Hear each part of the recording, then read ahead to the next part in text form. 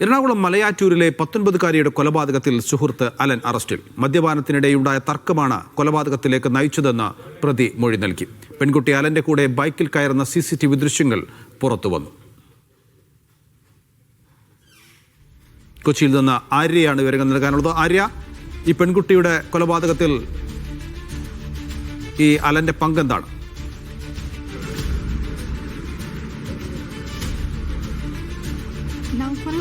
മലയാറ്റൂർ മുണ്ടങ്ങമറ്റെത്തുന്ന പെൺകുട്ടിയെ വീട്ടിൽ നിന്നും ശനിയാഴ്ചയാണ് കാണാതാവുന്നത്.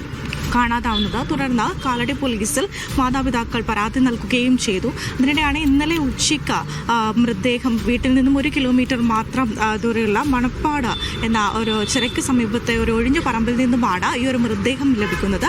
തുടർന്ന് CCTV ദൃശ്യങ്ങളുടെ രീതിയിലായിരുന്നു അന്വേഷണം പുരോഗമിച്ചിരുന്നത്.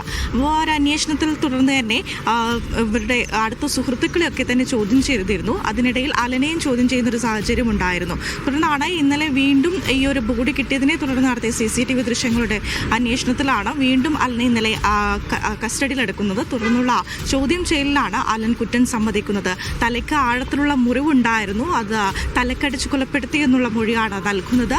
തുടർന്ന് വേറൊരു സുഹൃത്തുമായി ഇവരുടെ ബിരുദ വിദ്യാർത്ഥിയാണ്, ബാംഗ്ലൂരിലെ ബിരുദ വിദ്യാർത്ഥിയാണ് ചിത്രപ്രിയ, 19-കാരിയായ ചിത്രപ്രിയ.